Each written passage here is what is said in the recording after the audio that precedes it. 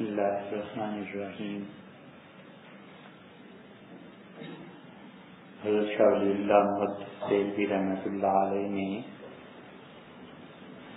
حجت اللہ میں حضیرت القدس پر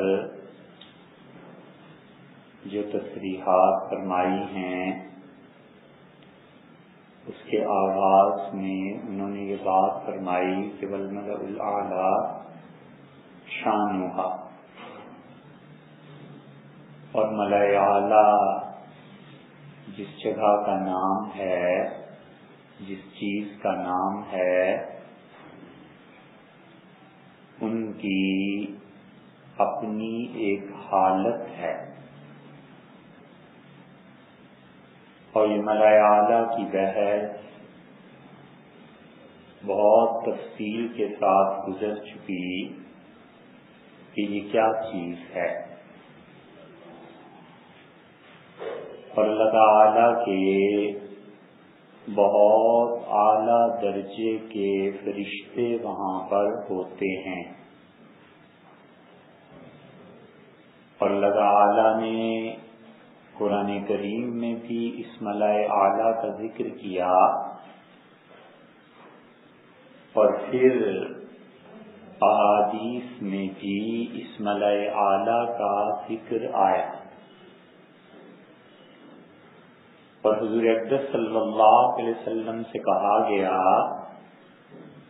کہ آپ یہ بات ارشاد فرما دیجئے کہ ما کان لی من علم بالملأ الاعلی،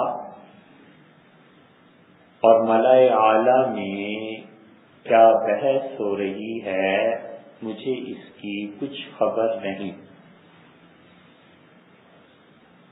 وہاں پر جو فرشتے اور اللہ کے نیک بندوں کی ارواح کاملہ موجود ہیں وہ کیا کام کرتی ہیں، حضرت شاہ صاحب رحمۃ اللہ علیہ نے اس پر بحث کی اور دونوں طرف توجہ دلائی، ملأ اعلی بھی اور ملأ سافل بھی، یہ دونوں حضرت شاہ صاحب رحمۃ اللہ علیہ کی اصطلاحات ہیں، اور حجت اللہ چونکہ حضرت کی آخری دور کی تصنیف ہے اس لیے اس میں وہ ملأ اعلی اور ملأ سافل اور حضیرت القدس اور حضرات القدس اور توجہات ایسی اصطلاحات بلا تکلف استعمال کرتے ہیں۔ اس لیے عالم اسلام میں اللہ نے جن لوگوں کو مختلف علوم پر غیر معمولی دسترس عنایت فرمائی ان کو سمجھنا ایسا آسان نہیں ہے کہ ایک آدھ کتاب پڑھ لی جائے تو وہ سمجھ میں آ جائے۔ ان کے علوم چونکہ بہت ہوتے ہیں اس لیے جب تک انسان ان کی کتابوں کے غالب حصے کو نہ پڑھے پتہ ہی نہیں چلتا کہ اس شخصیت کا کہنا کیا ہے۔ ابن تیمیہ رحمۃ اللہ علیہ کو دیکھ لیں،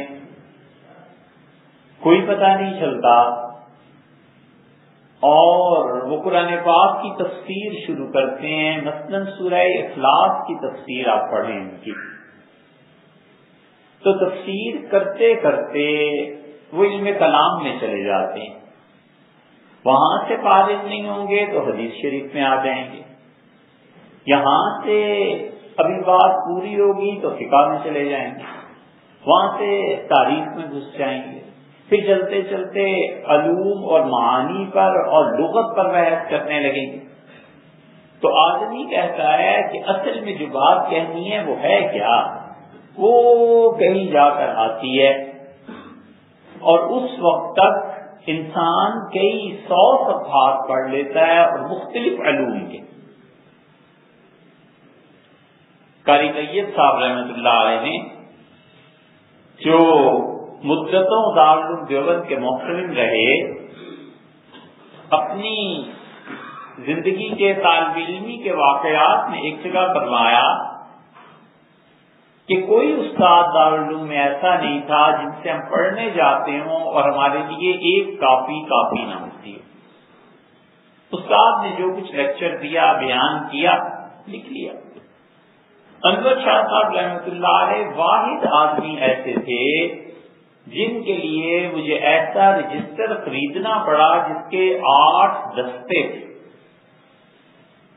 اور 8 پر نشانات لگانے پڑے، ٹیگ لگانے پڑے، کیونکہ شاہ صاحب پڑھاتے تو بخاری تھے، لیکن بخاری شریف پڑھاتے پڑھاتے کوئی پتہ نہیں چلتا تھا کہ کس وقت تفسیر میں چلے جائیں۔ تو جو ہی وہ تفسیر کی کوئی بات بیان کرتے تھے، میں فوراً اس دستے کو کھولتا تھا اور اس پہ لکھتا تھا کہ تفسیر میں کیا کیا، لغت میں چلے جائیں، تاریخ میں چلے جائیں، کسی اور علم میں چلے جائیں۔ ابن تیمیہ رحمۃ اللہ علیہ نے سورہ فاتحہ کی تفسیر لکھی ہے اور آپ کو پڑھنے سے اندازہ ہوگا کہ وہ قرآن کی تفسیر کرتے کرتے کہاں تاریخ اور کہاں اپنے زمانے کے لوگوں پر پہنچ گئے۔ علم اللہ نے دیا تھا اور بہت علم دیا تھا، اس علم ہی کا ایک نتیجہ یہ نکلا کہ ان کے ایک شاگرد ہندوستان آ گئے اور وہ سلطان محمد تغلق سے ملے، اور سلطان محمد تغلق نے اپنے نظریات کا اعلان کرنا شروع کیا۔ مورخین نے اس پہ زبردست تنقید کی ہے اور بہت سے مورخین کا موقف یہ ہے کہ محمد تغلق جو نبوت کا دعویٰ کرنے والا تھا، اور محمد تغلق نے جو یہ کہا کہ موسیٰ اور عیسیٰ محمد صلی اللہ علیہ وسلم میں کیا کمال تھا جو مجھ میں نہیں ہے، اور پھر اس نے اپنے 4 خلفاء منتخب کر لیے اور پھر اس نے علماء کو کڑی سزائیں دی۔ ایک مرتبہ اس نے اظہار کیا کہ اگر میں نبوت اور قرآن کے متعلق یہ کہوں کہ میں بھی ایسے کر سکتا ہوں، تو ایک صاحب علم بیٹھے ہوئے تھے، انہوں نے جوتا اتار کے تغلق کو مار دی۔ یہ جوتے مارنے کی رسم کوئی نئی نہیں، پچھلے زمانوں میں بھی ہمت والے ایسے ہی کرتے تھے۔ اور بادشاہ وقت اور اس آدمی کا جلال اور روب اور علم، وہ صبح کی نماز پڑھ کے محمد تغلق ہدایہ پڑھاتا تھا اور بڑی بڑی کتابیں فلسفے کی وہ خود پڑھاتا تھا اور پھر دربار میں جاتا تھا۔ اتنا علم ہونے کے باوجود جونپور کے غالباً ایک عالم تھے، جب اس نے کہا کہ محمد صلی اللہ علیہ وسلم اور قرآن میں کیا چیز ہے ایسی جو میں نہیں کر سکتا، تو انہوں نے جوتا اتار کر مارا۔ تغلق کے لیے، بادشاہ کے لیے بالکل انہونی بات، اور اس نے قید کروا دیا۔ اور اگلے دن بعض تواریخ میں آتا ہے کہ ان کے منہ میں گندگی ٹھونسی گئی، اور بعض میں آتا ہے کہ ویسے ہی قلعے کی ترتیب سے گرا کے مار دیا گیا۔ تو وہ لوگ لکھتے ہیں کہ اس تغلق میں اتنی بے ادبی کبھی بھی نہیں آئی جتنی ابن تیمیہ رحمۃ اللہ علیہ کے جب شاگرد ملے تو اس میں اتنی جرأت اس وقت پیدا ہوئی کہ یہ کیا چیز ہے۔ یہ مورخین کی اپنی بحث ہے، اس وقت اس سے غرض نہیں ہے کہ وہ تاریخی تجزیہ حقیقت پہ مبنی ہے، صحیح ہے، غلط ہے۔ بات اتنی سی ہے کہ جب علوم اس طرح پھیلتے ہیں تو پھر بہت سے لوگ اپنے ذوق کے مطابق حصہ لیتے۔ اس کے بالکل برعکس بھی ہوا ہے۔ اور صفی الدین رحمت اللہ علیہ دلی کے پڑھے ہوئے، وہ شام چلے گئے اور ابن تیمیہ رحمت اللہ علیہ سے سر دربار مناظرہ شروع ہو گیا۔ بادشاہ نے انہیں دعوت دی تھی کہ وہ تو خیر مہمان تھے اس کے، شیخ جب آئے تو شیخ کے ساتھ انہوں نے بحث شروع کر دی۔ یہ دلیل ہے شیخ کا اتنا علم تھا کہ صفی الدین ہندی جھنجھلا گئے، اور انہوں نے کہا جس بات پر بحث ہو رہی ہے ابن تیمیہ تم اس پہ جم کے بات کیوں نہیں کرتے؟ تم تو چڑیا کی مانند ہو، کبھی قدرت کے اس شاخ پہ بیٹھتے ہو، یہاں سے آگ ڈالتا ہوں تو اس شاخ پہ چلے جاتے ہو، وہاں سے اڑاتا ہوں تو وہاں چلے جاتے ہو، تم ایک بات پر بحث کرو، کیوں ادھر ادھر جاتے؟ حضرت شاہ ولی اللہ رحمۃ اللہ علیہ کے اپنے علوم کا بھی یہ حال ہے۔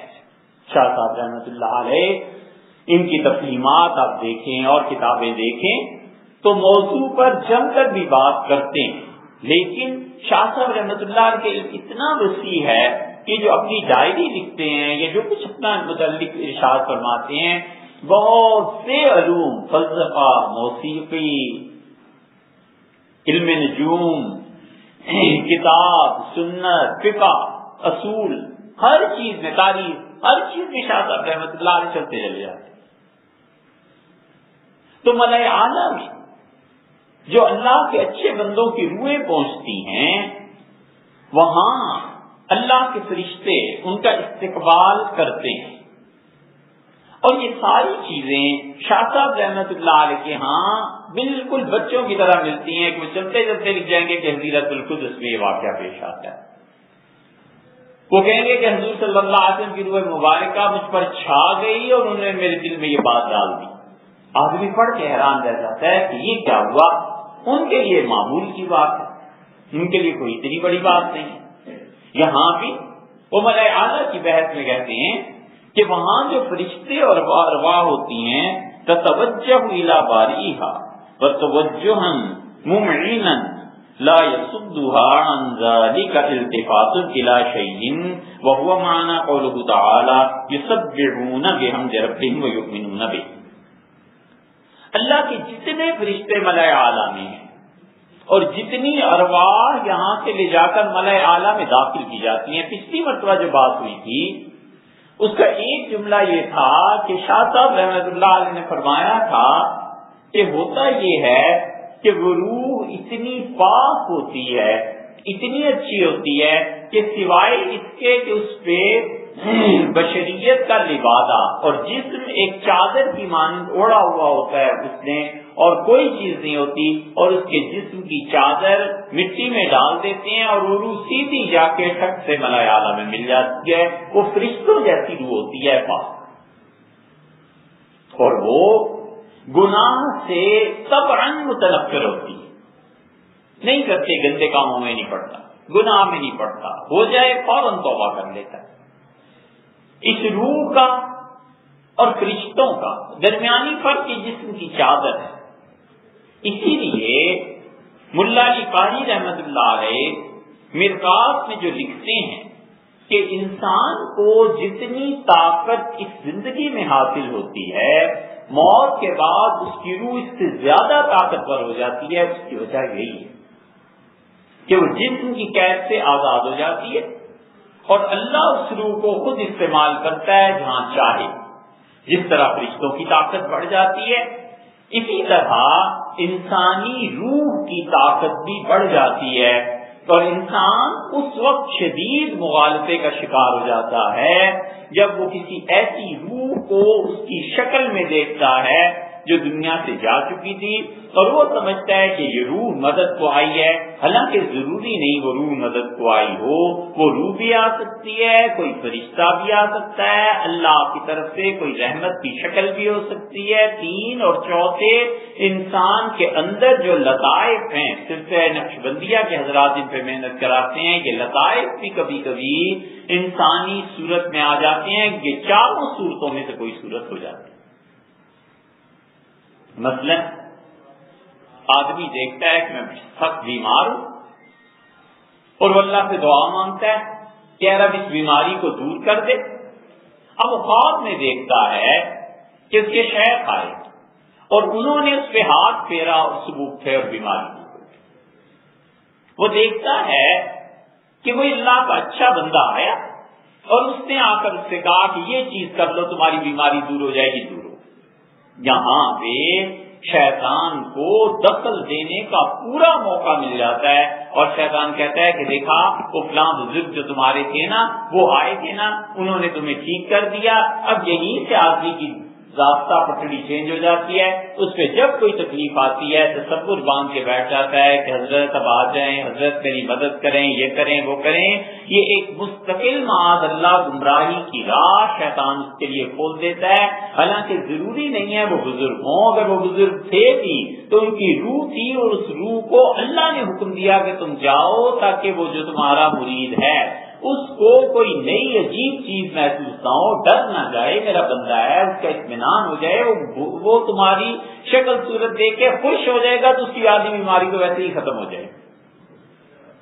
اور کبھی کبھی اللہ فرشتے کو یہ حکم دیتا ہے، اور کبھی کبھی اللہ تعالیٰ اپنی رحمت کو اس صورت میں بھیج دیتا ہے جس صورت سے آدمی مانوس ہوتا ہے، جس صورت سے محبت ہوتی ہے، اور کبھی کبھی انسان کے خود اپنے لطائف اس صورت میں سامنے آ جاتے ہیں، یہاں سے گمراہی کی راہ شیطان کھول دیتا ہے، اور جو آدمی پڑھا لکھا ہوتا ہے وہ اس کو دیکھتا ہے اور وہ کہتا ہے کہ ممکن ہے میرے شیخ ہوں، ممکن ہے ان کی روح ہو، ممکن ہے اللہ کی طرف سے کوئی فرشتہ ہو، ممکن ہے خدا کی رحمت ہو رہے ہیں، ممکن ہے کہ میرا ہی کوئی لطیفہ آیا ہو اور میرے ساتھ ایسی بات ہو رہی ہو، خدا کی طرف سے آیا ہو اور اللہ نے بچایا ہے۔ مومن اور موحد آدمی اللہ پر بھروسہ کرتا ہے اور کہتا ہے اللہ یہ سب تیری ہی طرف سے ہے، میں تیرے علاوہ کبھی مشکل میں کسی سے مدد مانگنے کا نہیں۔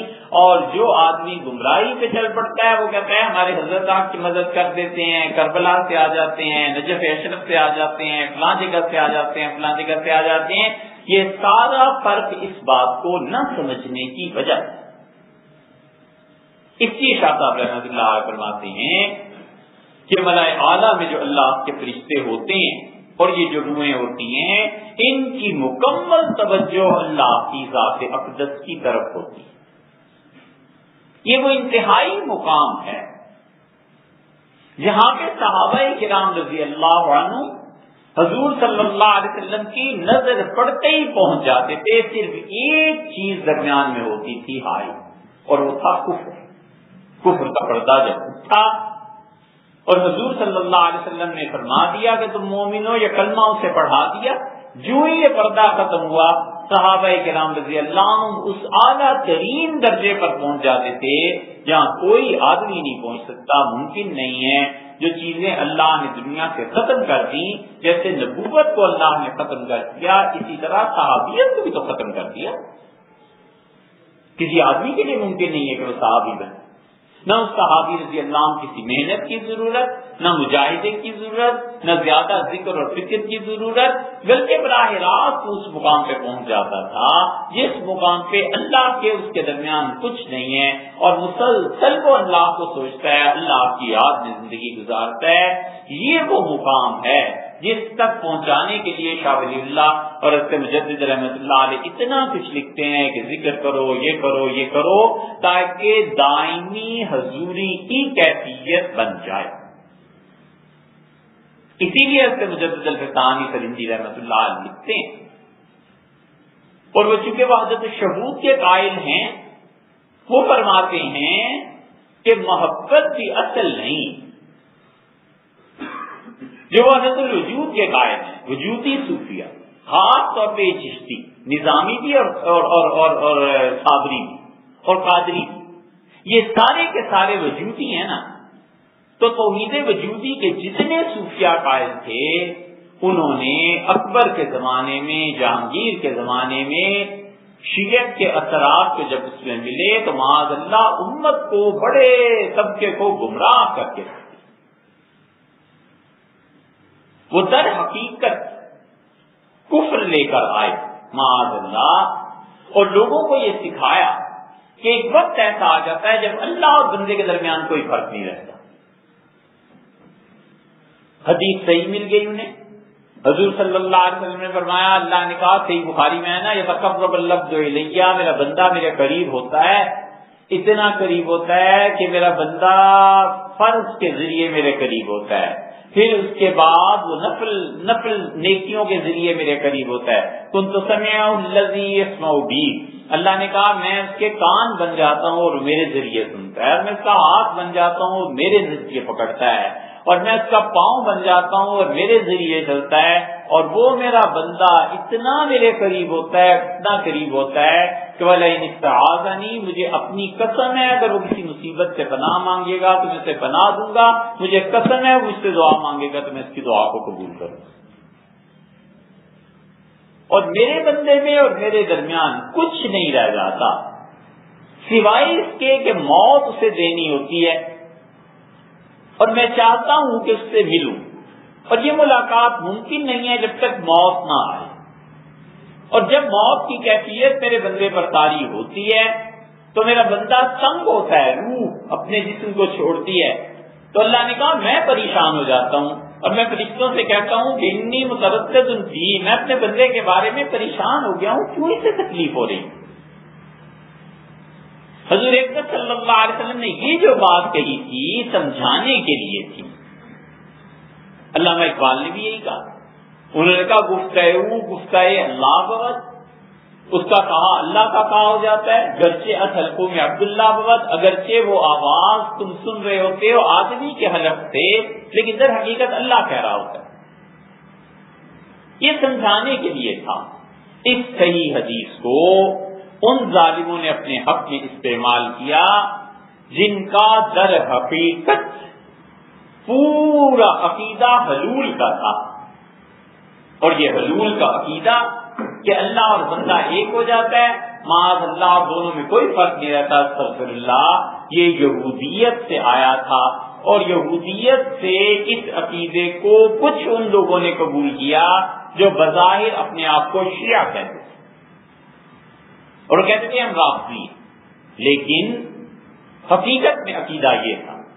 انہیں موقع ملا، وہ جو وحدت الوجود کے قائل صوفیہ تھے ان کی خانقاہوں میں آئے، آ کے ہماری طرح نماز پڑھی، روپ دھارا، اللہ اللہ کیا، ذکر کر کے، شیخ بھی ساری چیزیں تھوڑے ہی جانتے تھے، ان سے خلافت لے لی، اور خلافت کے بعد جب اپنی خانقاہ کھولی تو اپنے سارے مریدوں کو یہ حلول کا عقیدہ سکھاتے رہے کہ اللہ میں اور تم میں کوئی فرق نہیں، اور نتیجہ یہ نکلا کہ معاذ اللہ استغفر اللہ، حضرت مجدد الفسانی سرہندی رحمت اللہ کے زمانے میں ایسے گمراہ صوفی بیٹھ گئے خانقاہوں پہ جو اپنے مریدوں کو کہتے تھے آج رات اللہ آیا تھا، میں اور اللہ باتیں کرتے رہے، اللہ نے مجھ سے یہ کہا، میں نے خدا سے یہ کہا، ہم دونوں کی گفتگو ہوئی، پھر حتیٰ کہ صبح ہو گئی، اور صبح کے وقت جیسی روشنی تم دیکھتے ہو اللہ کی روشنی رہتی ہے۔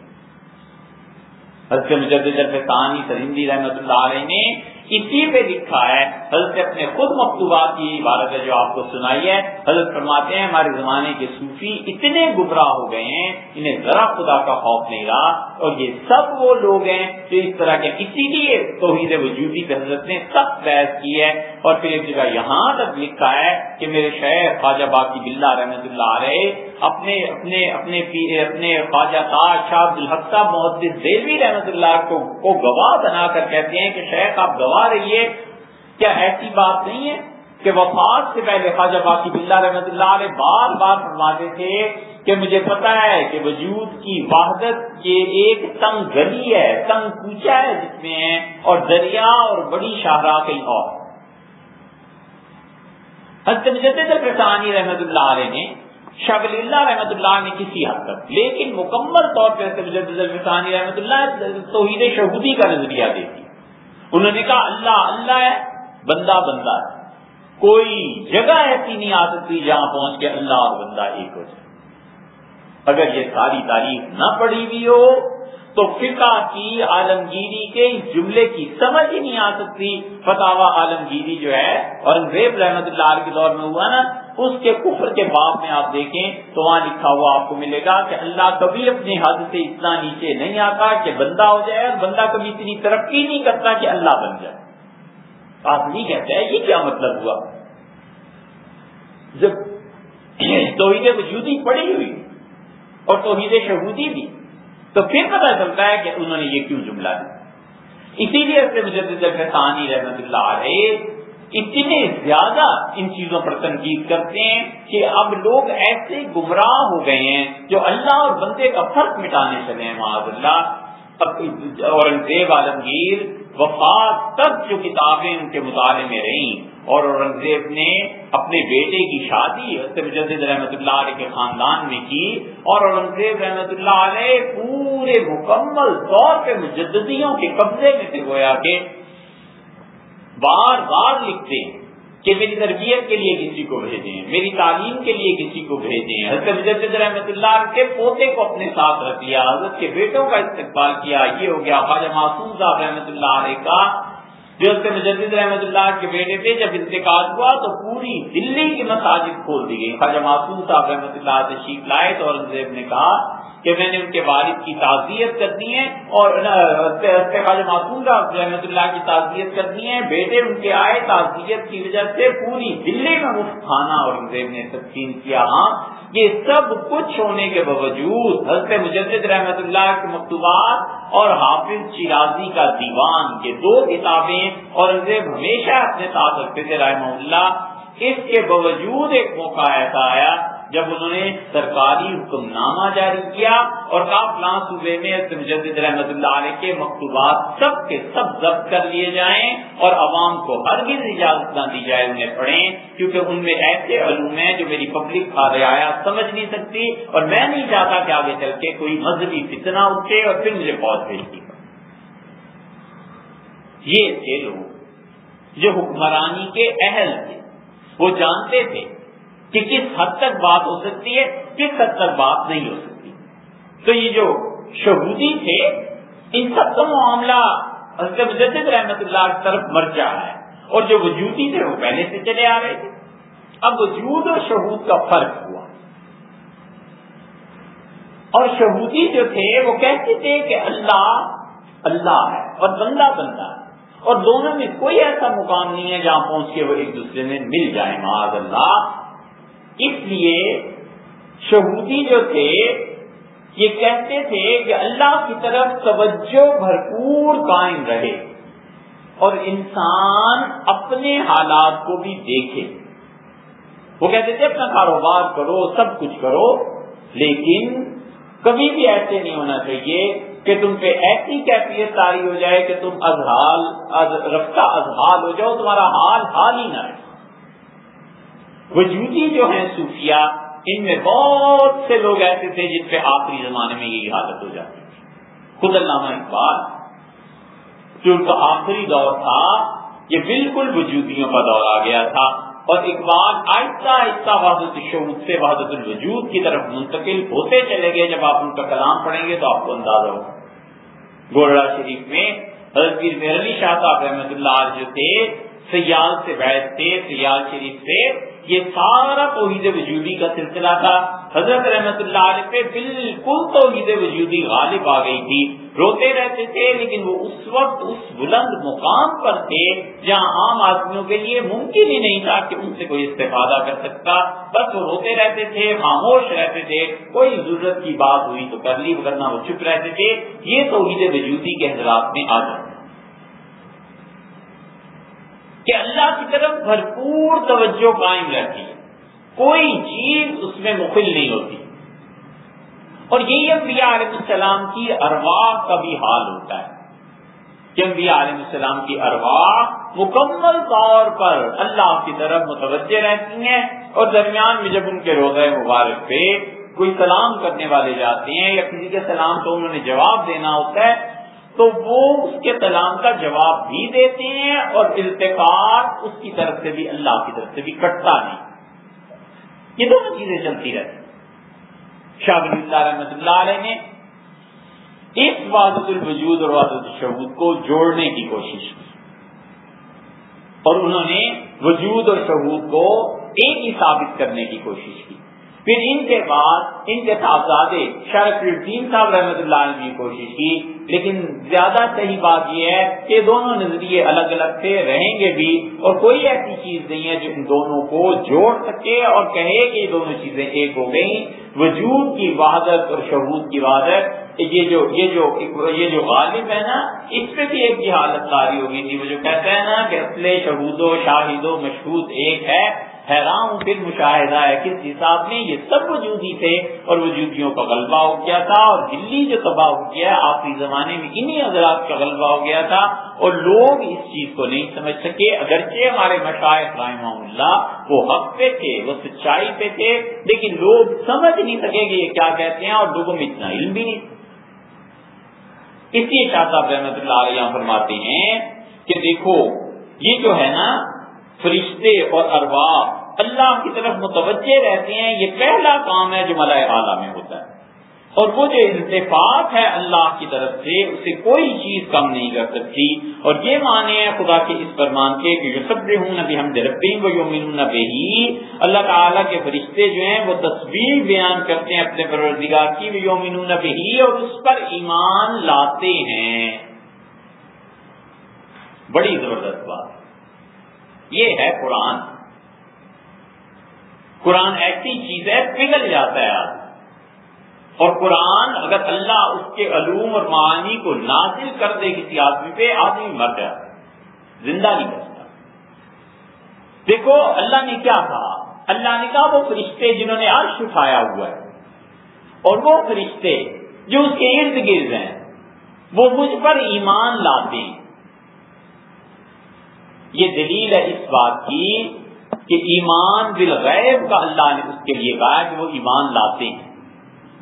اگر خدا عرش پہ خود بیٹھا ہوا ہوتا تو پھر ان کے ایمان کی تعریف ہی کیوں کی جاتی، وہ تو مشاہدہ کر رہے ہوتے. یہ دلیل ہے ابو منصور ماتریدی رحمۃ اللہ علیہ کی، اور جتنے ماتریدی ہیں وہ اسی لیے، اور شاعرہ اسی لیے کہتے ہیں کہ فرشتے بھی اسی طرح ایمان لاتے ہیں جیسے انسان ایمان لاتا ہے. اور مسئلہ صرف اتنا سا ہے کہ انسانوں میں گمراہ ہو جاتے ہیں، دلائل کی وجہ سے ایمان نہیں لاتے، لیکن فرشتوں میں ایسی گمراہی نہیں چلتی. وگرنہ جس طرح اللہ کو بن دے کے ایمان لانا انسانوں کا ہے، ایسی فرشتوں کا بھی ہے. فرشتے کوئی دیکھ نہیں رہے ہوتے اللہ کو کہ مشاہدے سے ایمان لے آئے. اگر وہ مشاہدے سے ایمان لے آئے پھر ان کی تعریف کا کیا فائدہ ہے؟ پھر ہم میں اور ان میں فرق کیا ہوا؟ مشاہدے سے وہ ایمان لے آئے، ہم دلائل سے، ہم ویسے بھی افضل ہیں. اللہ نے یہ کیوں کہا یؤمنون بہ؟ اس لیے کہ وہ مشاہدہ نہیں ہے ایمان کی بنیاد، وہاں بھی ایمان بالغیب ہے ایک چیز. دوسری چیز وَتَتَلَقَّىٰ مِن رَبِّهَا اسْتِحْسَانًا النِّظَامُ الصَّالِحُ،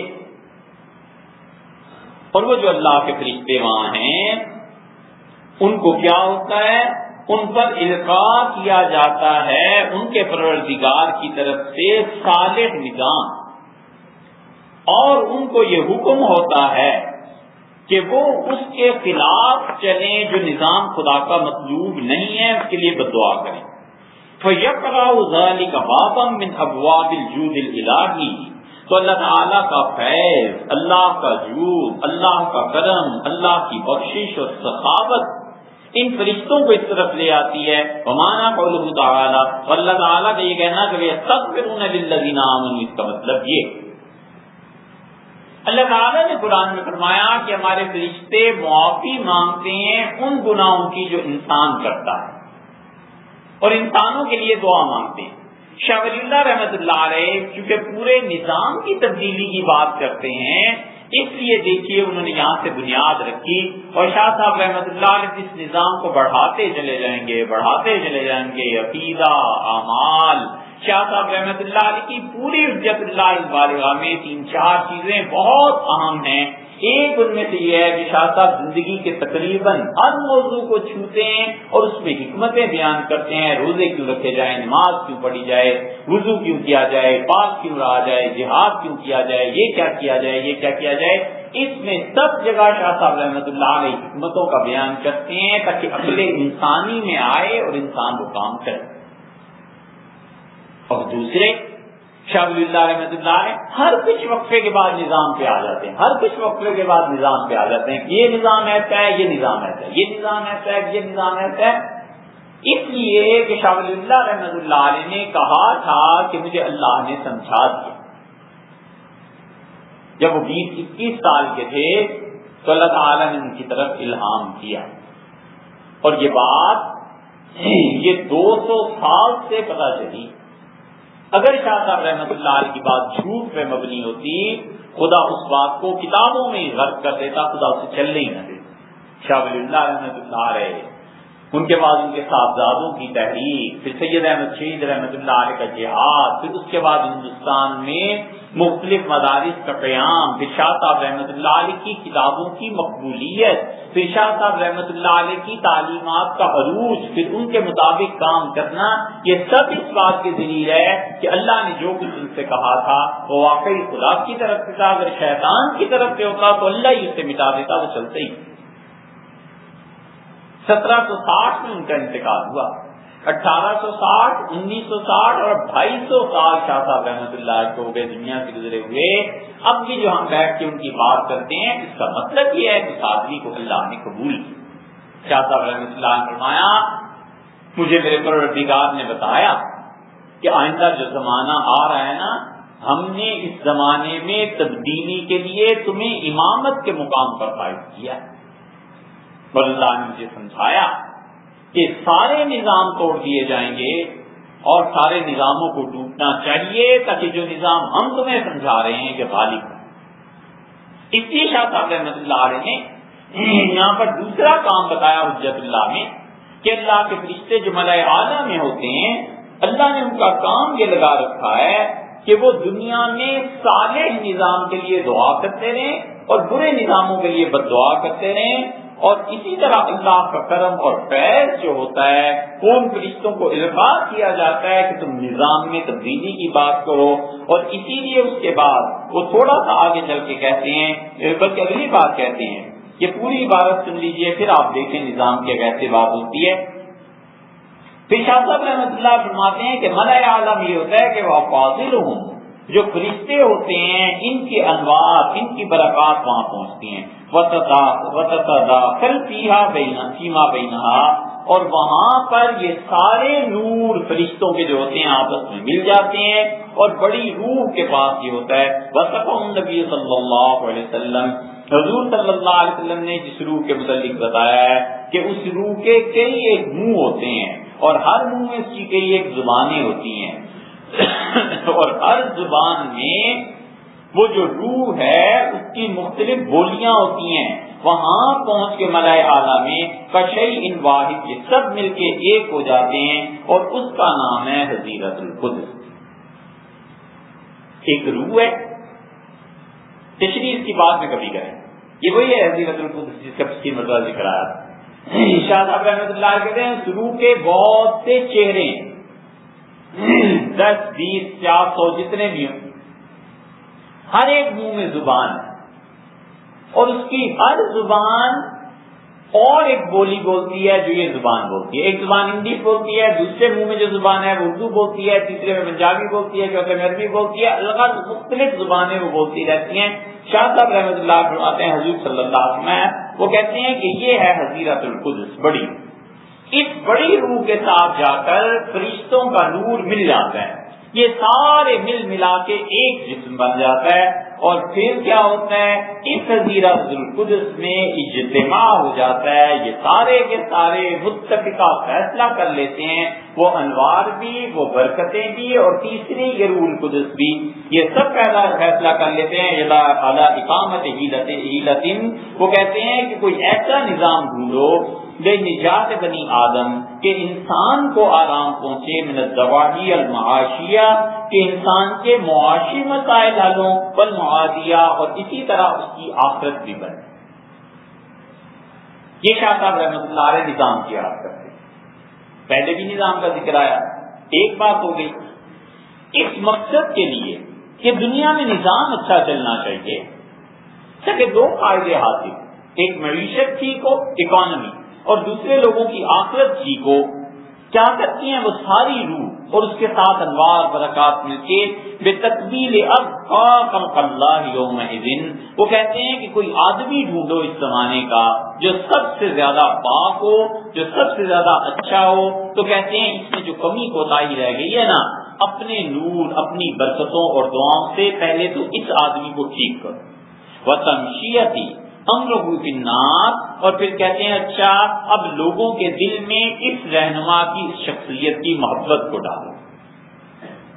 تو ہوتا یہ ہے کہ الہامات فی قلوب المستعدین من الناس، اس زمانے کے معاشرے میں جتنے لوگوں کے دلوں میں نور باقی ہوتا ہے ایمان اور پاکیزگی کا، ان کے دلوں میں اس لیڈر کی محبت ڈال دی جاتی ہے. کیا کرتے ہیں کہ اپنی جماعت کے اس قائد کی فرما برداری کریں. وَيَكُونُوا أُمَّةً مُخْلِصَةً لِلنَّاسِ، یہاں تک کہ یہ پارٹی جو 2 نظام ٹھیک کرنے کے لیے اٹھے کہ لوگوں کی اقتصادیات، معاشیات ٹھیک ہو اور لوگوں کی آخرت ٹھیک ہو، یہ پوری ایک جماعت پارٹی بن جاتی ہے، اللہ اس پارٹی کو منتخب کر لیتا ہے۔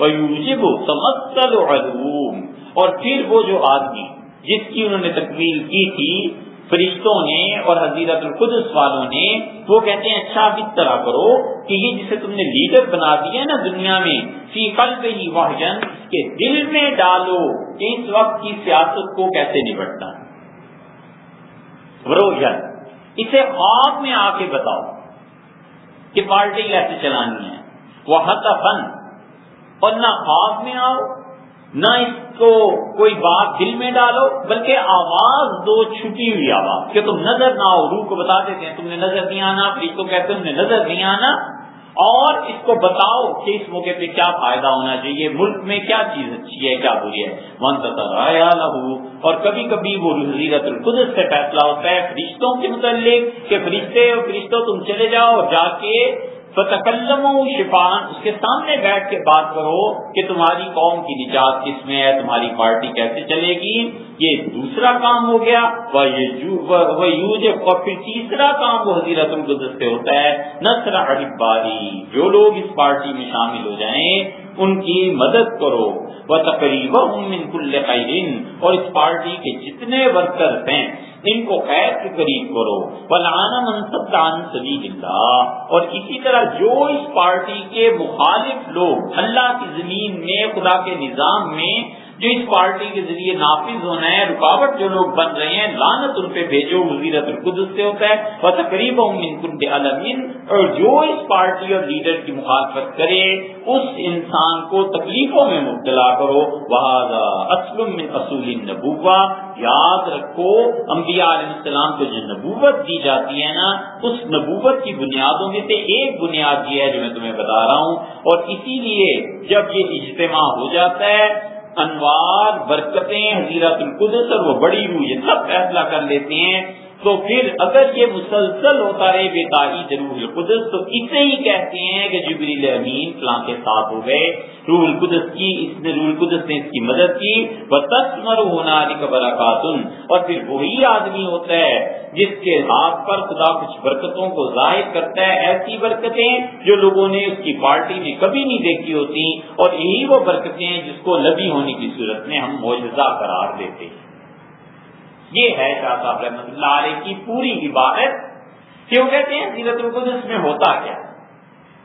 پہلی بات انہوں نے بتائی اللہ کی طرف توجہ، دوسری بات انہوں نے یہ بتا دی کہ فرشتے نظام کے حق میں حمایت میں اللہ سے دعا مانگتے ہیں، اور جو صالح نظام کے خلاف چلتا ہے اس کی تباہی کی دعا مانگتے ہیں۔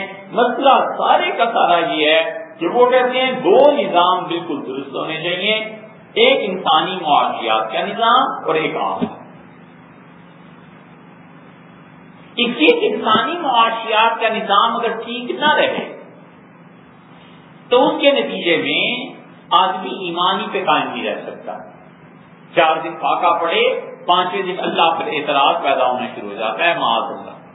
آدمی کو سردی گرمی کا موسم بغیر گرم کپڑوں اور بغیر پنکھے اور ہوا کے بسر کرنا پڑے تو اللہ سے شکایتیں پیدا ہونی شروع ہو جاتی ہیں۔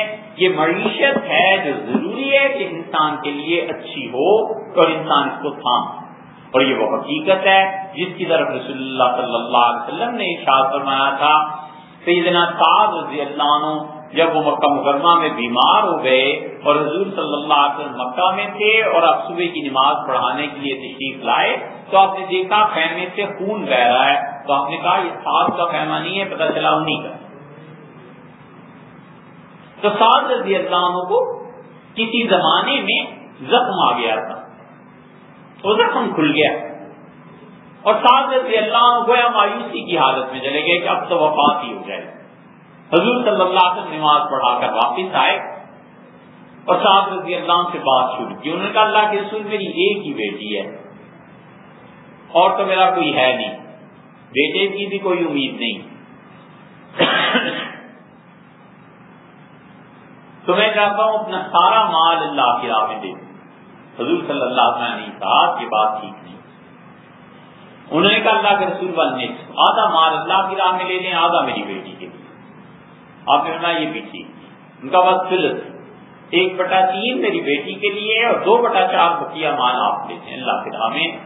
تو آپ نے فرمایا بس 7 تیسرا حصہ اللہ کی راہ میں، بس کثیر، اور تیسرا حصہ اللہ کی راہ میں دو، یہ بہت بڑی چیز ہے. باقی اپنی بیٹی کے لیے رکھو. تیسرا حصہ اللہ کی راہ میں دے دو، 100 میں 33 روپے، اور 66 اپنی بیٹی کے لیے رکھو. اور فرمایا 7 تم اپنی اولاد کو دنیا میں کھاتا پیتا چھوڑ کے جاؤ، یہ زیادہ بڑی چیز ہے، اچھی چیز ہے، بجائے اس کے کہ تم دنیا میں نہ رہو اور وہ اپنی ضروریات زندگی کے لیے لوگوں کے سامنے ہاتھ پھیلاؤ. اور پھر رسول اللہ صلی اللہ علیہ وسلم ساتھ اللہ تمہیں اولاد بھی دے گا، اور اللہ تعالیٰ نے ابھی تو تمہارے ذریعے مسلمانوں کو بڑی عزت دینی ہے اور ایک قوم کو بڑا ذلیل کرنا ہے. یہ سب کچھ حضرت سعد رضی اللہ عنہ خود راوی تھے. پھر انہوں نے ایران جب پتہ کیا تو انہوں نے کہا یہ وہ چیز تھی جو رسول اللہ صلی اللہ علیہ وسلم نے مجھے بتائی تھی کہ اللہ مسلمانوں کو پتہ دے گا اور ایک قوم رسوا ہو جائے گی. تو جو مشرکین تھے وہاں وہ رسوا ہو گئے. اور پھر سعد رضی اللہ عنہ کو اللہ نے بیٹے بھی دیے. عمر ابن سعد کی جو روایت آتی ہے نا، یہ ہوتا ہے کبھی کبھی کہ اللہ کے جو اچھے بندے ہوتے ہیں نا، وہ ہوا دیکھ کے مٹی دیکھ کے انہیں خوشبو آ جاتی ہے کہ یہاں پہ کوئی شر ہے یا خیر. اللہ تعالیٰ ایسے احوال بھی کھول دیتا ہے بغیر کسی وجہ کے. انہیں کسی انسان سے وحشت شروع ہو جاتی ہے، بغیر کسی ظاہری سبب کے انہیں کسی انسان سے محبت ہو جاتی. اللہ کی بڑی حکمتیں ہیں. اور اللہ تعالیٰ القاء کرتا ہے اس کے دل پہ کہ یہ شر ہے، اس سے بچو، یہ خیر ہے، اس میں حصہ ڈال. کئی سال کے بعد پتا چلتا ہے کہ میرے دل میں اس کی نفرت کیوں آ گئی تھی اور محبت کیوں آ گئی تھی. سعد رضی اللہ عنہ بیٹھے ہوئے تھے جب معاملہ چلا سیدنا علی رضی اللہ عنہ کے دور میں جنگوں کا. تو سعد رضی اللہ نے مدینہ منورہ سے باہر اپنا گھر بنایا. بڑے لوگ گئے ان کے پاس، کیونکہ حضرت عمر رضی اللہ عنہ نے شورا کے لیے جن 6 آدمیوں کو رکھا تھا ان میں عبد الرحمن ابن عوف رضی اللہ عنہ کا انتقال ہو گیا تھا، 5 رہ گئے تھے. اور پھر سعید رضی اللہ عنہ کا بھی انتقال ہو گیا، 4 رہ گئے تھے. عبیدہ بن الجراح رضی اللہ عنہ، پھر طلحہ اور زبیر رضی اللہ عنہ ایک ایک کر کے شہید ہو گئے. پھر یہ دیکھ کے طلحہ سعد رضی اللہ عنہ رہ گئے تھے. لوگوں نے کہا سعد کے پاس چلو. امیر المومنین رضی اللہ عنہ نے سیدنا علی رضی اللہ عنہ کے بعد خلافت اگر کسی کے پاس جا سکتی ہے تو ان میں ایک آدمی ابھی وہ موجود ہے. تو سعد رضی اللہ عنہ کے پاس گئے. سعد رضی اللہ عنہ کا لوگوں میں بالکل تنہائی میں چلا گیا ہوں، میں تمہارے معاملات میں حصہ ہی نہیں دیتا. ایک دن بیٹھے ہوئے تھے اور مدینہ منورہ میں خلافت کی بحث چل رہی تھی، لوگ لڑ رہے تھے، کیا کیا ہو رہا تھا. تو سعد رضی اللہ عنہ کے اس محل میں بڑی حویلی تھی ان کی، گرد اڑنے لگی. مسلم کی روایت میں آتا ہے کہ گھوڑا دوڑاتا ہوا آیا اور گرد اڑنے لگی. تو سعد رضی اللہ عنہ کا اللہ یہ جو اس گرد میں گھوڑے پہ بیٹھا ہے لڑکا، میں تیری پناہ مانگتا ہوں.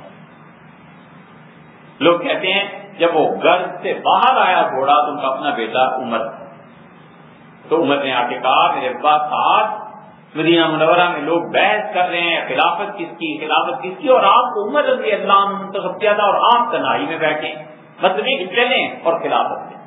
ان کا چھوڑ دے میرے بیٹے، میں نے حضور صلی اللہ علیہ وسلم سے سنا تھا، آپ نے فرمایا تھا سب سے اچھا مومن وہ ہے جو ایک گوشے میں زندگی اپنی بسر کرے، متقی اور پرہیزگار ہو اور چھپا ہوا ہو لوگوں سے. بس میں ایسی زندگی گزارنا چاہتا ہوں. یہی عمر ابن سعد ہے جو کربلا میں گیا اور سیدنا حسین رضی اللہ عنہ کے دوستوں سے ساری جماعت سے اپنے ان کے خون سے ہاتھ رنگے کہ یہی چیزیں ہوتی. تو اس لیے نظام کی تبدیلی، یہ شاہ صاحب رحمۃ اللہ جو بار بار اس پر زور دیتے ہیں نا، ہوتا یہ ہے کہ افراد کے ذریعے نظام کی تبدیلی آتی ہے. اب نظام کی تبدیلی کیسے آئے؟ اوپر سے اللہ کے فرشتے دعا مانگتے ہیں. کس کے لیے دعا مانگتے ہیں؟ اس نظام کی تباہی کے لیے جو انسانوں کی معیشت کو برباد کرے. حضور صلی اللہ علیہ وسلم نے ساتھ سے کہا ساتھ اپنی اولاد کو کھاتا پیتا چھوڑ کے دنیا سے جاؤ، بجائے اس کے تمہارے بعد لوگوں سے مانگنے. یہی وہ بنیاد تھی کہ سیدنا عمر رضی اللہ عنہ کے زمانے میں ایک نصرانی عیسائی مانگ رہا تھا لوگوں سے. حضرت عمر رضی اللہ عنہ فرمایا میری خلافت میں مانگتے ہو؟ مطلب یہ تھا کہ میں نے لوگوں کے لیے مقرر کر دیا ہے وظیفہ، جیسے آج کل مہذب ممالک میں ہے نا کہ اگر آپ کو جاب نہیں مل رہی تو گورنمنٹ آپ کو پے کرے گی. حضرت عمر رضی اللہ عنہ کا میری خلافت میں مانگ رہے ہو، تو اس نے کہا کیا کروں، ٹیکس دینا ہوتا ہے ہر مہینے، جزیہ حکومت جو وصول کرتی ہے غیر مسلموں سے۔ تو سیدنا عمر رضی اللہ عنہ نے کہا بڑے افسوس کی بات ہے، جب تم نوجوان لڑکے تھے تو ہم تم سے کام لیتے تھے، اور آج جب تم بوڑھے ہو گئے ہو تو ہم تم پہ ٹیکس لگائیں اور ٹیکس میں تمہاری مدد نہ کریں۔ امیر المومنین رضی اللہ عنہ نے اسی دن حکم جاری کیا کہ میری مملکت میں اس عمر سے زیادہ جب کوئی آدمی ہو جائے، بوڑھا ہو جائے، تو ہماری حکومت کی طرف سے ٹیکس اس پہ معاف۔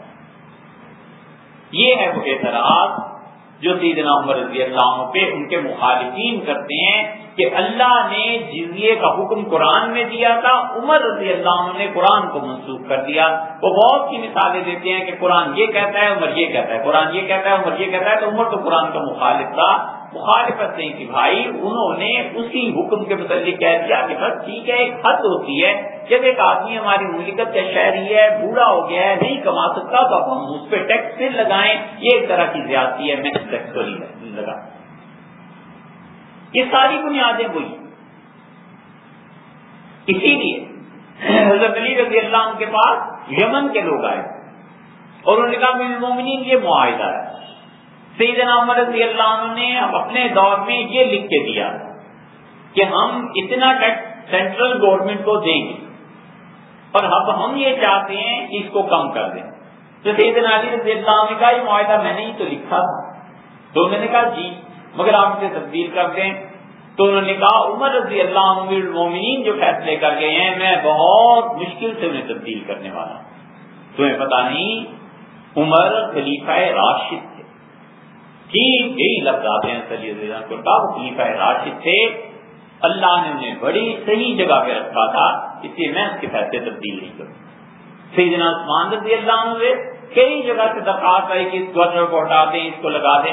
انہوں نے کہا میں عمر رضی اللہ عنہ کے مقرر کردہ افراد کو تبدیل کرنا پسند نہیں کرتا، اس لیے کہ سیدنا عمر رضی اللہ عنہ ٹھیک اس خلافت کو قائم کر کے گئے جو حضور صلی اللہ علیہ وسلم کا اپنا منشا مبارک تھا، خود وہ چاہتے تھے۔ تو یہ خلافت راشدہ جو ہے اس کا انکار کوئی آسان بات نہیں۔ اگرچہ احمد رضا خان صاحب نے لکھا اپنے فتاوی میں، جہاں انہوں نے نماز پر بحث کی ہے 5ویں جلد میں، اس میں انہوں نے اپنے والد کے حوالے سے لکھا ہے کہ ہمارے والد یہ بتاتے تھے کہ اگر کوئی آدمی خلافت راشدہ کا انکار بھی کر دے اور خلفائے راشدین کو نہ مانے تو بھی وہ کافر نہیں ہو جاتا۔ لیکن اس جملے کے پیچھے بہت بڑی چیزیں ہیں۔ خلافت راشدہ کا انکار کوئی آسان بات نہیں۔ ساری خلافت کے دور میں انہوں نے بنیادیں وہ مہیا کر دی کہ انسان معاشی اعتبار سے آرام سے زندگی بسر کریں۔ اس کی اصل حضور صلی اللہ علیہ وسلم کیا ملتی ہے؟ نبی کریم صلی اللہ علیہ وسلم نے حکمرانوں کے فرائض میں کیا گنا یہ آپ دیکھ لیں۔ پھر اس کے بعد ایک فلاحی مملکت جو اسلام کہتا ہے وہ کیا ہے؟ حضور اکرم صلی اللہ علیہ وسلم نے فرمایا اس کا حاکم جو بھی وقت کا ہے اس کا یہ فرض بنتا ہے کہ تمہارے کپڑوں کا بندوبست کرے، تعلیم کا بندوبست کرے، کھانے پینے کا بندوبست کرے، سر چھپانے کے لیے جگہ دے، ایک نوکر دے جو تمہارے کام آ سکے، اور اگر تم سے وہ ملازمت کروائے تو تمہاری سواری کا بھی بندوبست کرے، اور جو اجرت تمہیں وہ دے وہ ایسی اجرت ہو جس سے تم بھی راضی۔ رہ کیا گیا جب گورنمنٹ کسی ہر آدمی کو اس کی ریزیڈنس بھی دے، اس کی ٹریولنگ الاؤنس بھی دے، اس کو تنخواہ بھی دے، کھانا بھی دے، پینا بھی دے، کپڑے بھی دے، اور تعلیم کا بھی بندوبست کرے، تو پھر یہ فلاحی مملکت تھی تو اور کب بنے ہیں؟ یہی وہ چیز تھی جو خلفائے راشدین کرتے رہے، یہاں تک کہ شام بن عبد الملک کا دور ہے، سیدنا عمر رضی اللہ عنہ اتنی مضبوط بنیادیں بنا کے گئے ہیں، اور ان کے بعد آنے والے یہ الگ بات ہے بنو امیہ جو بھی ظلم کرتے رہے یا بنو عباس نے کیا کیا، اس بحث میں نہیں، لیکن خلافت کی وہ جو بنیادیں تھیں نا وہ نہیں ہلا سکے، انہوں نے نہیں ہلایا۔ دو واقعے آپ کو بتاتا ہوں۔ اموی جو اتنے بدنام ہے اپنے ظلم اور ان چیزوں کے لیے، ان میں ہشام کا یہ حال تھا کہ ساری اس کی شخصیت کے جو بھی معائب ہیں ان سمیت اس نے کہا میرے دور میں کوئی آدمی ایسا میری مملکت میں بتاؤ جس کی آنکھیں نہ ہو اور اسے میں نے ایک نوکر مزید نہ دے دیا۔ ہر ایک آدمی جس کی آنکھیں نہیں تھی، گورنمنٹ نے کہا اس کو ایک نوکر دو جو اس کے ذاتی کام بھی کرے اور اس کو لاٹھی بھی دو تاکہ یہ چلے اور نوکر اس کے ساتھ چلے۔ ہر نابینا آدمی کے لیے سہولت ہے۔ آنکھوں والوں کے لیے کیا سہولتیں تھیں؟ ہشام بن عبد الملک کے زمانے میں، اس سے پہلے بھی اور اس کے بعد بھی، ان انگلیوں نے ہر جگہ ہر محلے میں ایک ڈسپینسری کھول دی۔ اس زمانے کی حکیموں کی دوائیاں مفت ملتی تھی، اور ہر مسجد میں انہوں نے کہا جہاں جمعہ ہوتا ہے جمعے کے بعد اطباء بیٹھیں گے اور مفت لوگوں کو دیکھیں گے اور علاج کریں گے۔ اسپین میں یہ حال تھا کہ وہاں 1000 آدمیوں کے علاج کا بندوبست کیا گیا، وہ اسپتال بنایا گیا جس میں 1000 مریض بیک وقت رہائش کی سہولتیں رکھتے تھے۔ ایک عیسائی لکھتا ہے خود کہ میں گیا وہاں اور میں نے جا کر ان کا امتحان لیا، اور جو سب سے اچھا طبیب تھا میں نے لکھوایا وہاں اسپتال میں جا کے، بیمارستان کہتے تھے، بیمارستان میں جا کر لکھوایا کہ مجھے پیٹ کی کچھ تکلیف ہے۔ تو جو سب سے اچھا حکیم ہو اس کو، تو سب سے اچھے جو حکیم تھے وہ تھوڑی تاخیر سے آئے، مریضوں کی لائن لگی ہوئی تھی، میں بھی چلا گیا، انہوں نے میری نبض دیکھی، جو علامات تھی ساری دیکھنے کے بعد کچھ لکھا اور نوکر کو دے دیا۔ وہ نوکر مجھے لے گیا اور میں ایک کمرے میں گیا، اور اکیلا کمرہ، ایسا خوبصورت کمرہ، ایسے بیڈ بچھے ہوئے، بستر لگے ہوئے اور خوشبو آ رہی ہے اور پھول لگے ہوئے، میں حیران رہ گیا۔ تو ان کا آپ یہاں دیکھ جائے۔ تھوڑی دیر کے بعد وہ بھنا ہوا گوشت لے آیا، پھر کچھ دیر گزری تو دودھ لے آیا، پھر کچھ دیر گزری تو پھل لے آیا۔ الغرض 3 دن تک انہوں نے خوب میری خدمت کی، اور پھر انہوں نے مجھے کہا کہ آپ حمام میں چلے جائیں اور بھاپ ہے 3 بار وہ بھی کر لیں۔ میں نے وہ بھی کیا، اور پھر طبیب آتے تھے، وہ روز مجھے دیکھتے تھے اور چپ کر کے چلے جاتے تھے۔ تیسرے دن جب آئے تو ان کے ساتھ اور لوگ بھی تھے، انہوں نے کہا کہ ان کا بستر وغیرہ سامان، بستر تو نہیں باقی سامان جو تھا وہ باندھ دیں۔ تو میں نے کہا کیا ہوا؟ انہوں نے کہا ہماری شریعت میں مہمان نوازی 3 دن تک جائز ہے، آج تیسرا دن پورا ہو گیا تو آج آپ تشریف لے جائیں۔ کہ مجھے اس دن احساس ہوا کہ انہوں نے طب میں اتنی ترقی کر کے، مجھے تو کوئی مرض تھا نہیں، تو 3 دن میری مہمان نوازی کرتے۔ یہ وہ بنیادیں ہیں جو سیدنا عمر رضی اللہ عنہ خلافت کی استوار کر کے گئے تھے، لوگ نہیں ہٹ سکے۔ ہشام نے کہا ہر جگہ علاج فری، میڈیکل فری ہو جائے کسی آدمی کا، کسی آدمی کی ایجوکیشن فری ہو جائے، اور کیا چاہیے اس معاشرے۔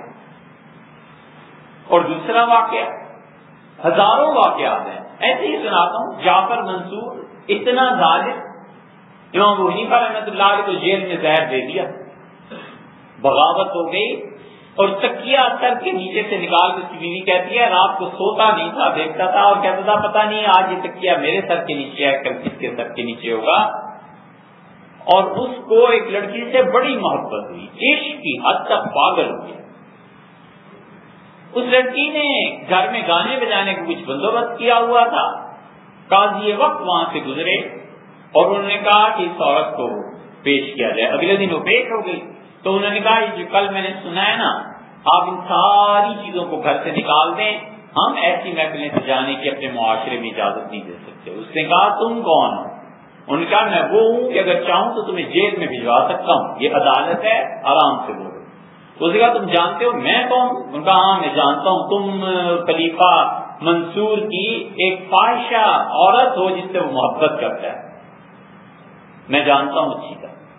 اس کا تم مجھ پہ الزام لگا رہے، اس کا تم جو کچھ کر سکتی ہو کر لو اور چلی جاؤ، اور اتنا یاد رکھو کہ میں تمہیں جیل نہیں دی، اگر میں جیل میں بھیج دوں تو تمہیں کوئی چھڑا نہیں سکے گا۔ وہ خلیفہ منصور کے پاس چلی گئی اور جا کر اس نے شدید احتجاج میں زمین پہ پاؤں مارنے شروع کر دیے، رونے لگی کہ میں جو دنیا میں سب سے زیادہ عزیز ہوں اس کی اس مملکت میں یہ عزت ہے۔ خلیفہ منصور سے مناتا رہا، ہیرے جواہرات دے دیے اور کہنے لگا کہ خدا کے لیے مجھ سے روٹھو نہیں، مان جاؤ۔ اس نے کہا تم خود قاضی کا کیا کرو گے؟ اس کا میں اسے کچھ نہیں کہہ سکتا، اس لیے کہ میری مملکت میں اگر انصاف نہیں رہے گا تو ہم ہٹ جائیں گے، ہم اس قابل ہی نہیں رہیں گے کہ ہمیں کوئی رہنے دے۔ انصاف ضروری ہے، میرے قاضی نے جو کچھ کہا ہے اس کا فیصلہ درست ہے، باقی یہ میری نجی زندگی ہے تو مجھے اچھی لگتی۔ کچھ نہیں کر سکا قاضی۔ سیدنا عمر رضی اللہ عنہ نے نظام ایسا بنا دیا تھا، خلافت کی بنیادیں اتنی مضبوط کر دی تھی لوگ ہٹ ہی نہیں سکے، ٹیکس نہیں۔ سیدنا علی رضی اللہ عنہ سے لوگوں نے کہا، عمر بن عبدالعزیز رحمۃ اللہ علیہ ان پہ گئے زمانے میں جمع ہو گئے۔ عمر بن عبدالعزیز رحمۃ اللہ علیہ نے کہا، کسی نے کہا کہ عمر نے ہم پہ ظلم کیا تھا، تو انہوں نے پوچھا تم پہ کیا ظلم ہوا تھا؟ ان کا فضل کا جو باغ تھا نا وہ سیدہ فاطمہ رضی اللہ عنہ کا تھا، اور وہ کر عمر نے چھین کے اسے حکومت کا بنا دیا تھا۔ تو عمر بن عبدالعزیز رحمۃ اللہ نے فرمایا سیدنا علی رضی اللہ عنہ تو بیچ میں آئے تھے، پھر اس وقت تمہیں کیوں نہیں دے گئے؟ ان کا ان کے زمانے میں لے لیا ہوتا، انہوں نے کیوں نہیں تمہیں دیا؟ اور پھر فرمانے لگے کہ عمر اس سے بہت بڑا آدمی تھا تو کسی پہ ظلم کرتا۔ یہ خلافت کی اساس تھی، بنیادیں تھی، تاکہ لوگوں کو معاشی طور پر بھی آرام ملے اور لوگ دوسری طرف آرام سے رہیں، لیکن ان کی زندگیوں میں وہ خوشحالی پیدا نہ ہو جنہیں اللہ سے غافل کر دے۔ دونوں کے درمیان انہوں نے رکھا۔ اسی لیے قاضی ابو یوسف کو ہارون الرشید نے خط لکھا ہے، اور قاضی ابو یوسف نے کو رحمت اللہ علیہ کو لکھا ہے کہ میری حکومت اب جم گئی ہے۔ ہارون الرشید کے زمانے میں اچھے خاصے عباسی جم گئے، مامون کا دور تو خیر بہت ہی اچھا تھا۔ تو اسے لکھا حضرت امام یوسف رحمت اللہ علیہ کو کہ آپ بتائیں مجھے حکومت کیسے کرنی ہے، اقتصادی نظام اپنی مملکت کے پورے اکانومی کے سسٹم کو امام یوسف رحمت اللہ علیہ نے ایک سوال ایک خط کے جواب میں 400-500 700 صفحے لکھ کے بھیجے، اور اس میں کہا ہے کہ سیدنا عمر رضی اللہ عنہ کے زمانے میں عراق اتنا تھا، اتنا کہ اس سے ٹیکس وصول ہوتا تھا۔ پھر عبید اللہ کا دور آیا تو عراق اتنا فتح ہوا، اتنے پیسے وصول ہوتے تھے۔ آپ کا دور آیا ہے، عراق عمر رضی اللہ عنہ کے زمانے میں کئی گنا زیادہ اس سے اب فصلیں پیدا ہو رہی ہیں، ٹیکس کیوں کم آ رہا ہے، آپ کی حکومت کیا کر رہی ہے؟ اور پھر سیدنا عمر رضی اللہ عنہ کا لکھا کہ 22 ہجری میں حضرت عمر رضی اللہ عنہ کی شہادت ہوئی نا، عمر رضی اللہ عنہ کے زمانے میں قیمتیں یہ تھی، لوہا اس بھاؤ بکتا تھا، سونے کا یہ بھاؤ تھا، فلاں چیز۔ اور یہ خط لکھا ہے انہوں نے 170 کے قریب تقریباً 150 سال کے بعد۔ فرماتے ہیں 150 سال میں آپ کی حکومت اتنے وسائل زیادہ ہو گئے، 2.25% قیمتیں بڑھ گئی ہیں، اللہ کو کیا جواب دو؟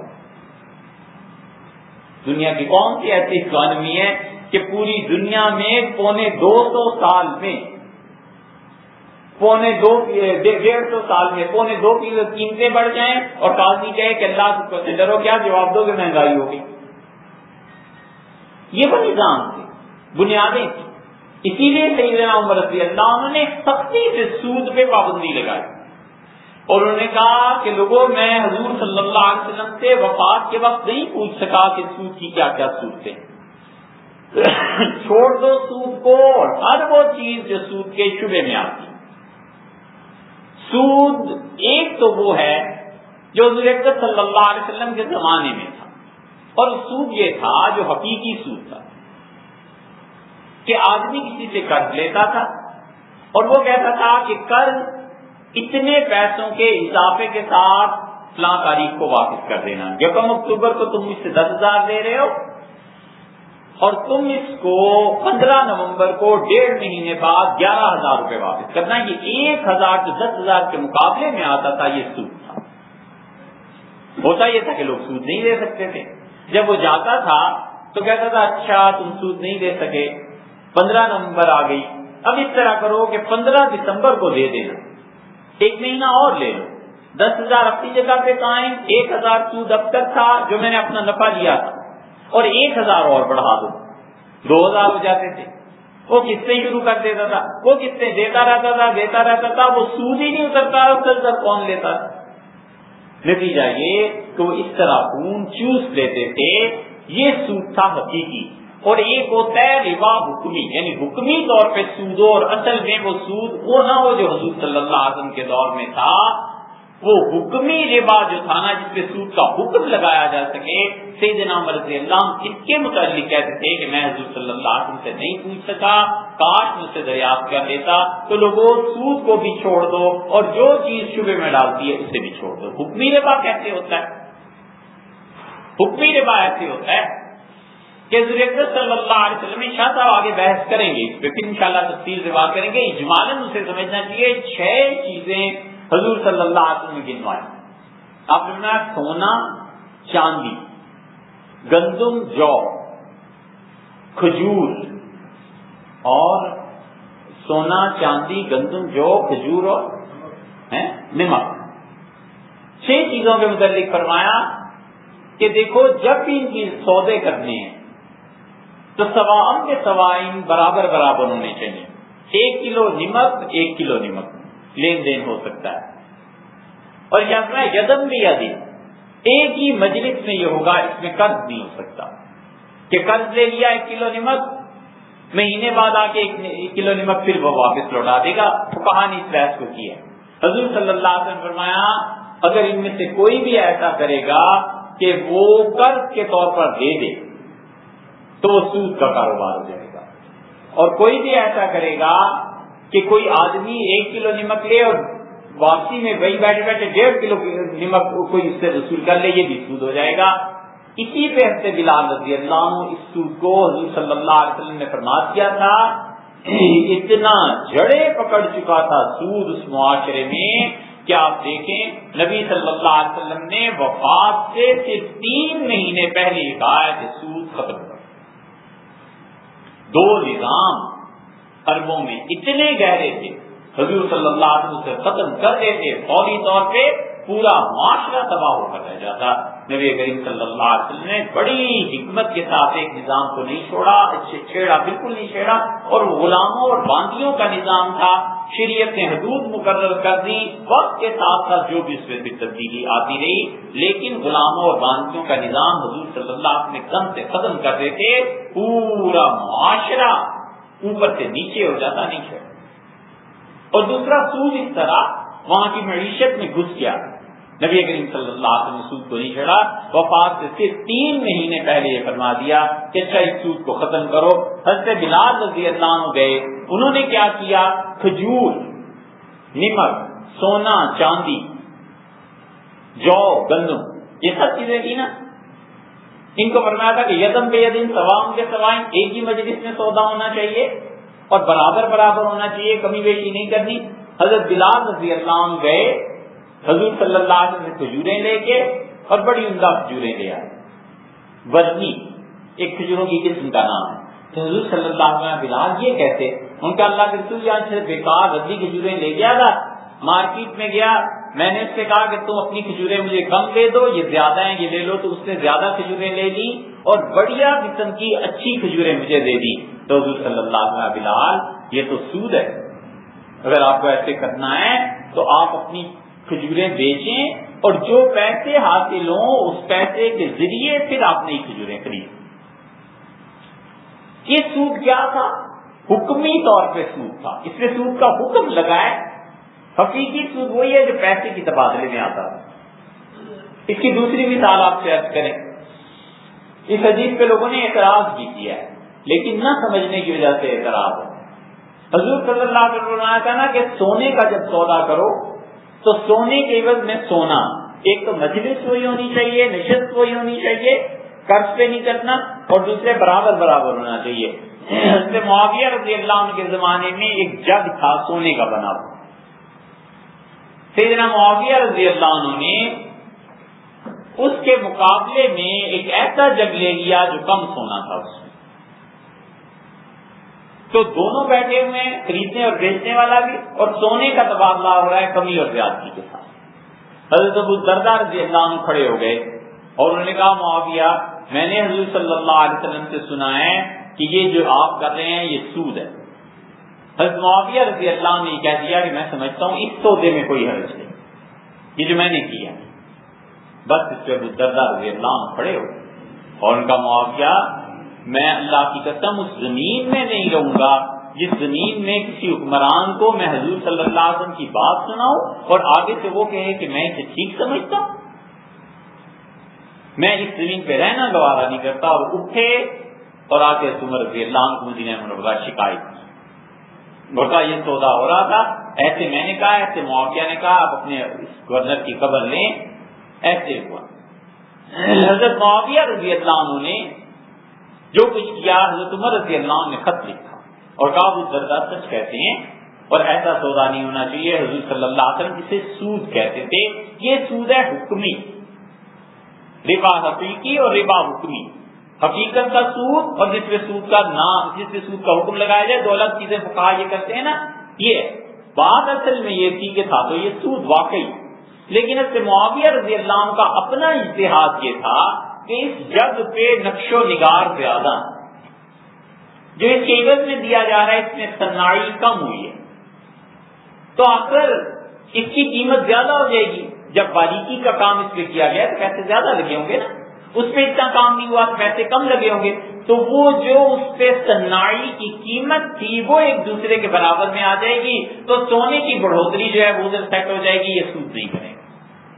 انہوں نے یہ سمجھا اس بات سے حضرت ابو الدرداء رضی اللہ عنہ کو، اور حقیقت میں صحابہ رضی اللہ عنہ کو اتنی نفرت تھی سود سے کہ انہوں نے ان کے اس اجتہاد کو تسلیم نہیں کیا اور مدینہ منورہ چلے گئے اور کہا کہ میں اس بات کو نہیں. حضرت ابو الدرداء رضی اللہ عنہ بہت متقی، بہت پرہیزگار، ان کی اہلیہ ام الدرداء رضی اللہ عنہ بڑی نیک خاتون. حضرت ابو الدرداء رضی اللہ عنہ جب انتقال ہونے لگا تو ان کی اہلیہ نے کہا کہ ابو الدرداء دنیا چھوڑ کے جاتے ہو، اور پہلے آپ آئے تھے میرا رشتہ مانگنے میرے ماں باپ سے، تو انہوں نے دیا تھا، اب میں اپنا رشتہ خود آپ کو دیتی ہوں اور چاہتی ہوں کہ جنت میں آپ کی بیوی رہو. اس کی کیا ضرورت ہو سکتی ہے؟ تو انہیں بڑی محبت تھی ام الدرداء رضی اللہ عنہ سے. فرمانے لگے کہ اس کی صورت یہ ہو سکتی ہے کہ تم میرے بعد ایک تو پھر نکاح نہ کرنا کسی سے، جب تم اسی طرح آؤ گی تو اللہ تعالیٰ میرا حق بنتا ہے مجھے تمہیں دے دے گا، جنت میں پھر ہم میاں بیوی کی طرح رہیں گے. اور دوسرے کا کسی سے مانگنا نہیں. تو انہوں نے کہا اگر میں مانگوں گی نہیں، کسی سے بھی کچھ نہیں کہوں گی، تو پھر میرا گزارا کیسے چلے گا. حضرت ابو الدرداء رضی اللہ عنہ نے فرمایا یہ جو گاؤں کے باہر روڈ ہے نا، سڑک، اس سے جو لوگ اپنی سبزیاں لاد کر لے کے جاتے ہیں تو ان سبزیوں والوں کی چیزیں اور گندم جو بھری جاتی ہے وہ اس کے دانے فرش پہ گرتے رہتے ہیں، بس انہیں اکیلا اکٹھا کر لیا کرو اور پیس کے روٹی بنا لو اور اس کو پکا کے کھا لو، یہاں تک کہ اللہ کے یہاں میری تمہاری ملاقات ہو جائے، کسی سے مانگنا نہیں. لیکن ابو الدرداء رضی اللہ عنہ کون انہیں ایسے چھوڑ سکتا تھا؟ خلافت والے میں جتنے لوگ تھے سب ان کا مسلسل خیال کرتے رہے، ان کے پاس جاتے رہے. عبد الملک جو ہے اتنا بڑا آدمی بن گیا، اس وقت شہزادہ تھا، ام الدرداء رضی اللہ عنہ کی خدمت میں بیٹھا رہتا تھا.